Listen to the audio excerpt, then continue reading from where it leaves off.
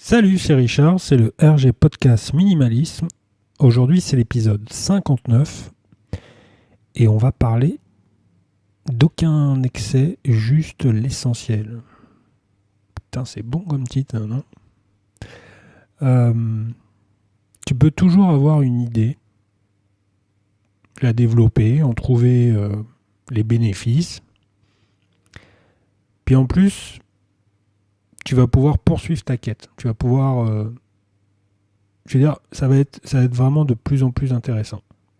Surtout qu'au démarrage, dans les débuts de ce que tu entreprends, c'est énormément, c'est vraiment gratifiant. Parce que même si tu pars avec beaucoup d'appréhension, beaucoup de doutes, que tu ne sais pas trop où tu vas et comment ça va se passer, tu t'aperçois rapidement des progressions. C'est valable, je prends l'exemple, c'est toujours le même, mais c'est vrai que quand tu débutes une activité sportive que tu n'as jamais, mais vraiment jamais fait, tu vas progresser à une vitesse, c'est assez bluffant de voir pratiquement tous les jours.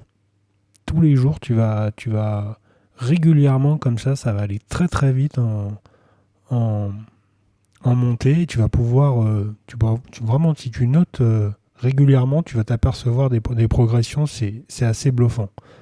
Bon, j'invente rien, l'entraînement fait que au bout d'un moment, ça marche. Et puis après, le truc, c'est que tu rentres dans une routine. Alors je dis dans une routine, c'est que il va te falloir un peu plus. Tu vas prendre, tu vas prendre par exemple la compétition, tu vas te dire, bah voilà, tiens, je vais faire ça, comme ça va me donner un but, comme ça va me permettre de vraiment d'aller vers des objectifs plus poussés, parce que bah, là, je m'aperçois que ouais, je sais faire ça, mais bon, voilà. Et après, je fais quoi d'autre? Donc, au fur et à mesure que tu obtiens quelque part un objectif, bah t'es comme ça, t'es un peu, c'est naturel, hein, on l'est tous, parce qu'on est un peu conditionné comme ça. On va se comparer aux autres, quoi. C'est dans le sens, c'est un peu la récréation, hein. C'est un peu, je sors mes jouets et toi, qu'est-ce que t'as, etc. Et on est forcément toujours en train de se comparer et savoir si ce qu'on fait c'est bien par rapport aux voisins, par rapport à des fois des gens avec lesquels on n'a vraiment aucun rapport, et on veut toujours essayer de se donner un peu plus de valeur, quoi. Donc la stagnation, c'est un truc qui forcément au bout d'un moment arrive, c'est forcé. Si tu arrives à ton but, vraiment, si c'est vraiment concret, bah, d'un seul coup, il faut que tu passes à autre chose. Et vraiment, la difficulté, je pense, parce que c'est à la fois, je suis en train de réfléchir, à la fois, je me dis,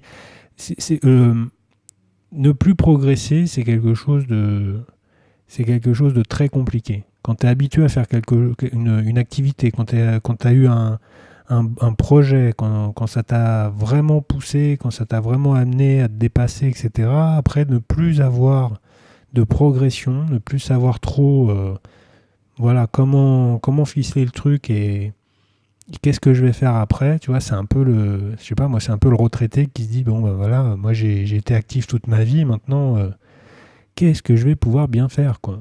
Et je me suis pas préparé. Bon, on n'aura pas ce souci-là, déjà, c'est une bonne chose.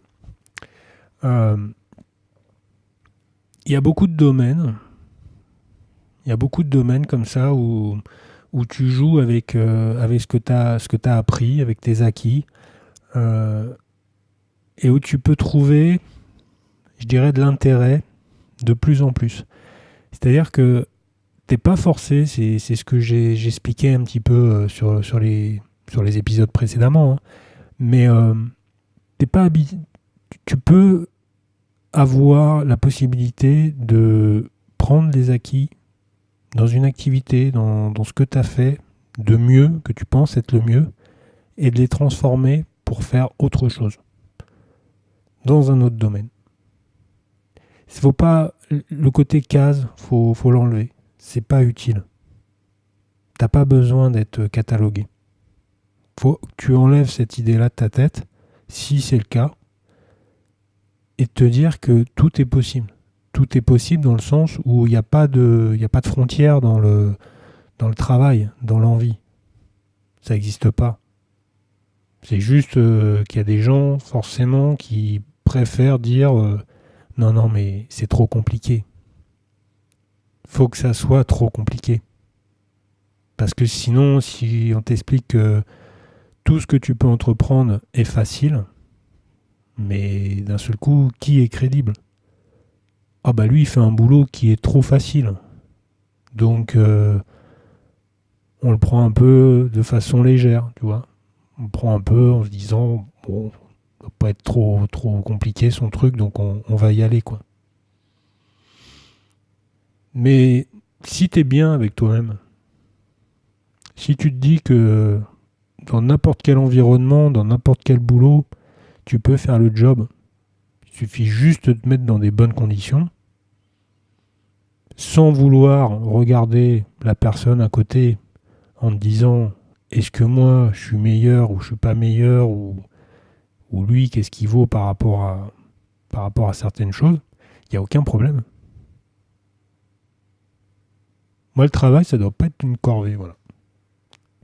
Définition là de ce côté de se dire bah tiens le travail c'est un instrument de torture de l'époque là, donc faut que ça continue à être divulgué, diffusé comme ça. La définition doit être expliquée de cette façon-là. Tu sais, moi, mon boulot, il est très, très, très, très compliqué. Et puis, j'ai fait des études qui sont très, très compliquées aussi, quoi. Donc, je vais essayer de t'expliquer, mais je suis pas sûr que tu comprennes, quoi. Alors, c'est pas dit comme ça, mais derrière, tu te dis, mais c'est quoi le problème? Donc, moi, j'ai une envie... j'ai une envie de simplicité, quoi. J'ai une envie d'aller vraiment dans quelque chose de passionnel, de quelque chose qui t'amène vraiment à te dépasser, et puis de vouloir voir un peu tout ce qui se passe, parce qu'il n'y a pas forcément nécessité à se dire, bon bah voilà, parce que j'ai eu une conseillère qui m'a expliqué qu'il fallait que j'aille dans telle ou telle section, bah maintenant je vais faire ça pendant 10 ans, quoi. Bah non, non. Tu peux très bien te dire, oui merci madame, je passe à l'infirmerie juste après votre porte, et puis je vais prendre 2 cachets, puis ça ira mieux, et puis je vais passer à autre chose. Alors c'est difficile de le faire à cet âge-là, mais c'est comme ça qu'il faudrait un peu réorienter les choses si réellement on n'essaye pas de nous mettre, de nous organiser différemment notre vie, quoi. Moi, je peux pas être comme ça. Je peux pas remettre les choses à demain ou dans un futur lointain. Ou je veux dire, tu dois être capable de faire ce que tu veux quand tu veux, et le secret il est là. Mais le secret il est bien gardé parce que il y aura toujours le côté alimentaire, il y aura toujours le côté de l'entourage et des gens qui t'influencent quelque part en te cachant la vérité et en se cachant aussi la vérité, parce qu'il y a personne qui détient réellement un secret, mais il y a quand même pas mal de monde qui bouge, il y a quand même pas mal de monde qui sont capables de faire et de défaire, et de toute façon ce que les schémas qui ont été mis en place depuis quelques années, même depuis des décennies, c'est des schémas, c'est une organisation qui colle plus du tout à ce qui se passe maintenant. Et de toute façon, on le sait depuis des années que ce schéma-là, il va falloir refaire vraiment la copie complète parce que ça ne marchera pas, et que dans le temps... on pouvait peut-être faire carrière dans une boîte et aller loin, ou avoir une idée et puis la développer et de se dire que ça allait être ça toute sa vie. Maintenant, il va falloir essayer de voir le côté vraiment sur du long terme, mais aussi vivre aussi le présent en ayant des fois des des idées qui sont un peu en marge de ce qui se fait, quoi. Et puis de se dire que tout est faisable. Il n'y a pas besoin de passer 10 ans dans une corvée, dans un travail qui ne correspond pas, mais simplement en essayant d'aller chercher un peu à droite à gauche des informations et puis de se dire, moi voilà, ça y est, j'ai fait mon tri, je vais faire ça maintenant, je vais changer. C'est la seule façon d'aller à l'essentiel pour moi, pour moi c'est une plénitude. Quand tu rencontres cet esprit-là tu te trouveras moins bête, quoi que tu fasses.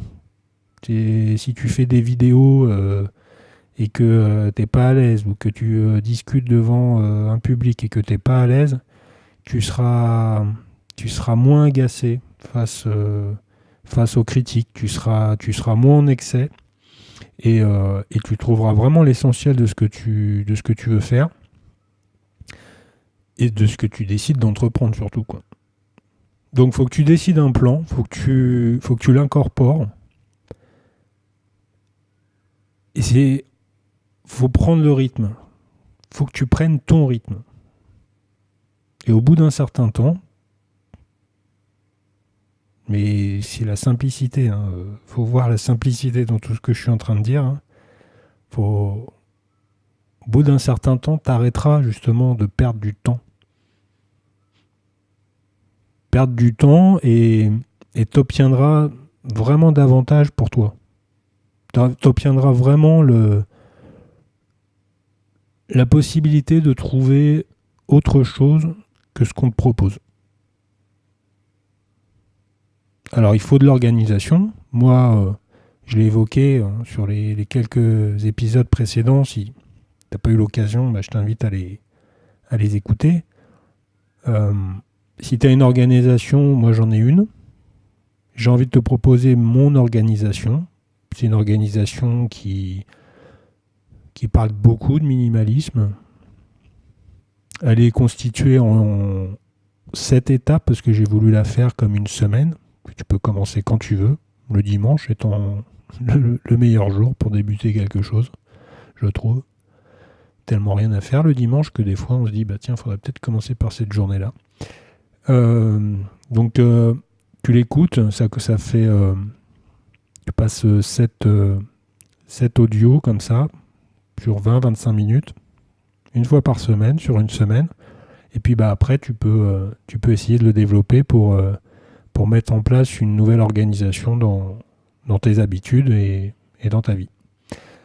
Bon, tu trouves tous les détails dans la description dessous, sur ma page www.rgminimalist.cloud. C'est tout pour cet épisode. On se retrouve sur les réseaux, comme d'habitude.